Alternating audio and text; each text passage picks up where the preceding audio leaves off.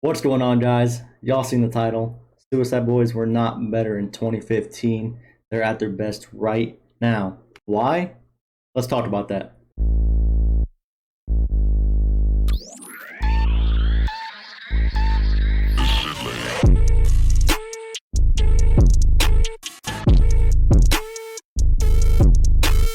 Can't forget my AD proof before I leave the crib. Kill my day with a brother before I tell them what I did. I just took my money, got the fuck up out the grid. Fuck up on my floor, I pulled up in the same fit. Now, straight off the bat, I already know what some of you guys are thinking. Either I agree with this guy or this guy's an idiot, but I'm curious as to what he's gonna say. Not gonna lie, this video might seem pretty ranty, but I'm speaking nothing but facts. Before any of the trolls decide to start commenting saying, you know, TikTok fan, blah blah blah, this and that, I've actually been supporting the boys since Dark Side of the Clouds dropped back in 2016. Quick little side note, there's absolutely nothing wrong with being a new fan. I find it completely stupid and toxic that people try using that as an insult. But back to the video. Not only have I been supporting them since 2016, I also had the privilege of meeting them during the Eternal Grade Tour, so small flex, you know how it is. Anyways, now at the time of this recording, I no longer fear the Razor Guardian My Heel 5 is their most recent project, and it's actually what prompted me to create this video in the first place. More specifically, some comments and things being said that I saw on the internet, such as this, for example. Now, I'm not going to read through this whole thing. You guys can pause the video, read through it if you want. I don't even have the whole thing. This is actually a screen grab that somebody else posted. But this man says, after giving it its fair share of listens, I can honestly say that I fear we may never get a 10 out of 10 song from them. Project feels severely rushed from start to finish. The experimental sound they are going for is pulling them back by a long shot. My man said this shit sounds severely rushed. Not just rushed, severely rushed. Like, how? Bro, are we listening to the same thing? Now, they go on to say that the experimental sound is pulling them back, which I don't even know how. Like, I'm literally at a fucking loss for words, man. Also saying it's hard to enjoy this EP without feeling starved of genuine material. I can't even comment on that, bro. This sounds like complaining for the sake of complaining. Like, I don't know where this came from. But talking about the sound pulling them back, the experimental sound pulling them back, it's complete and utter bullshit, man. This is by far the most polished, beautiful piece of fucking work that they've put out so far, you know, at the time of this recording, currently like halfway into September 2023. Like, do people really just want the same sound from every release, or what's the deal here, man? And like, if you're someone watching this right now and you think, you know, that their old sound is better, 2015, 2016 is better than the new shit, please let me know why.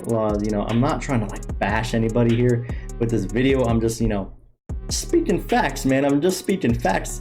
And I'm in no way saying like you can't not like the new stuff, you know, like not everyone's gonna fuck with everything. Not everyone likes every sound style of music. That's okay. Might sound like I'm contradicting myself. Maybe I am. Fuck it, man. But I'm just saying, like, truly, if you only like the new shit, that's fine. You know, no one's forcing you to like the new stuff. Just don't be a dickhead about it. Don't be, you know, saying like, oh, we'll never be in 2015 again. Oh, we'll never have, you know, this old sound. Old scrim's better than the new scrim. That shit is just mad annoying. It makes zero sense. Come at me in the comments, man. It's okay. I can take it. I think. I hope. Truly though, we don't need that 2015 sound again. Like, we have that music. We have these old songs. So just have these songs, enjoy them, play them when you want. But we truly don't need, you know, that 2015 sound again. The boys have grown since then, obviously, and so has majority of the fan base, I think. Maybe the people commenting like, you know, we'll never have 2015 again. 2015 is better. Maybe they're in that 2015 mindset. Nothing's changed. You know, they're still doing what they were doing in 2015 type shit. I truly don't know. But anyways, man, back to talking about Razor 5. Now, I do have a full reaction video for Razor 5, so if you want to check that out, feel free to check that out. But I do think that Razor 5 is easily their best project to date. Like, as of right now, as of this recording, Razor 5 is their best work that they put out. The flows, the bars, the production, just the overall sound, man, just peak Suicide Boys. Ruby and Scrim managed to be completely honest and vulnerable, all while making like banger ass fucking music, just making straight heat. Like all this time later, and they're still keeping it real, they're still being 100% with us, and it's a beautiful thing, man.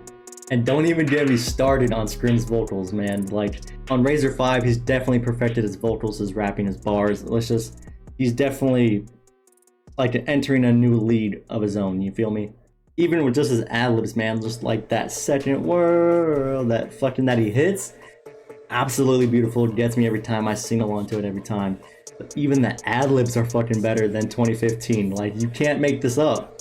Real quickly though, I did want to highlight a couple comments from, you know, my Razor 5 video that kind of summarized like my thoughts better than I could explain.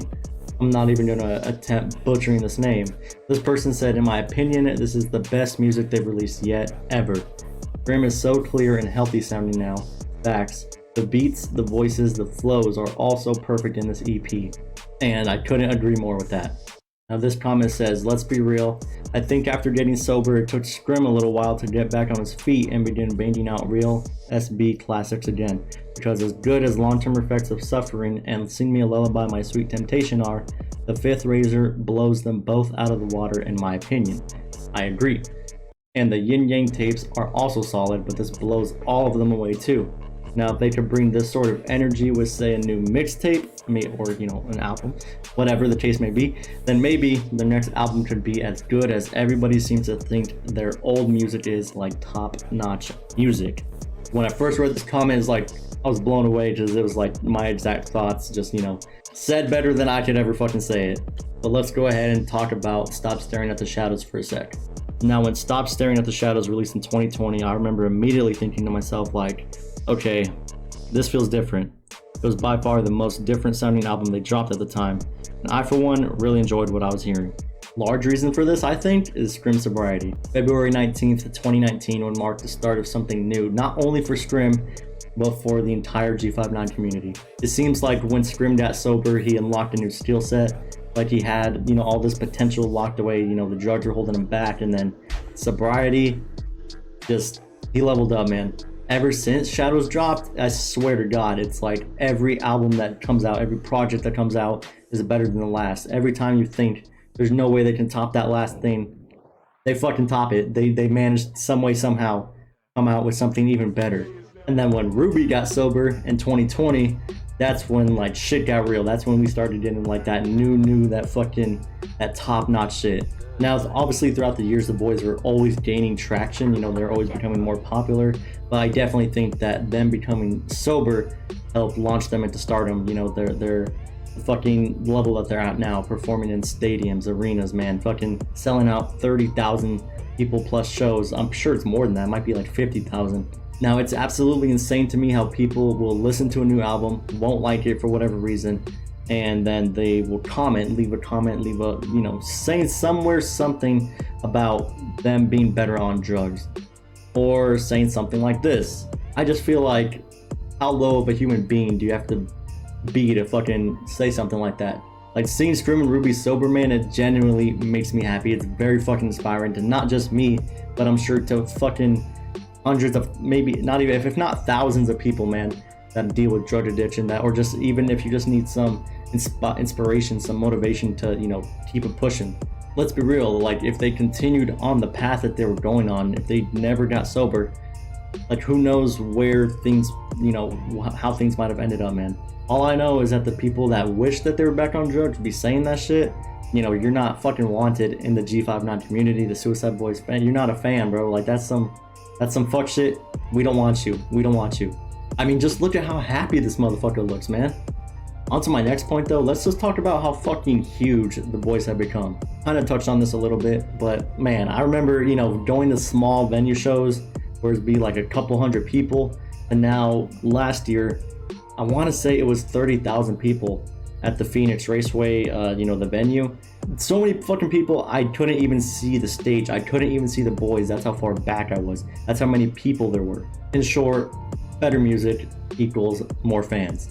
Now, obviously, there's more factors to this, you know, than just the music, But I think it's fair to say that, and to those I love, thanks for sticking around. Going viral on TikTok definitely helped fucking boost, their popularity.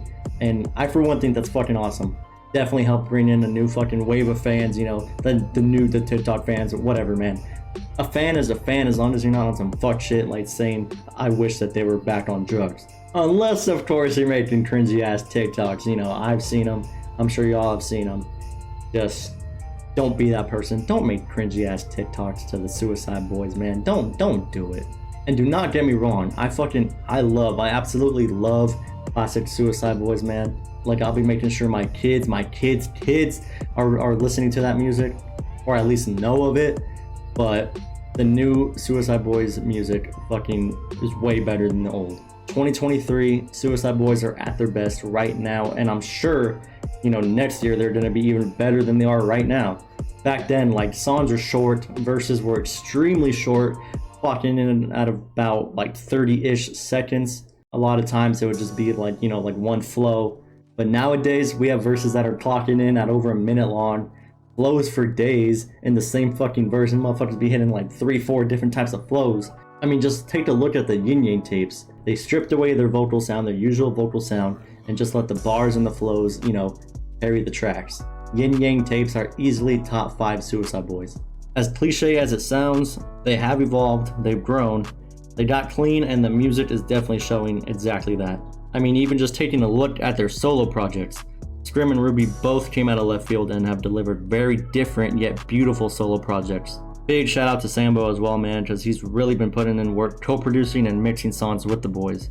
As of now, I definitely believe that Sing Me a Lullaby, My Sweet Temptation is their best album, not project, album. Razor 5 is their best project. That is, just what I believe. That is my stance, and I will fucking die on that hill. But if Razor 5 and the Yin Yang tapes are any indication of what we can expect in the future for the next album, we're in for a hell of a treat, man.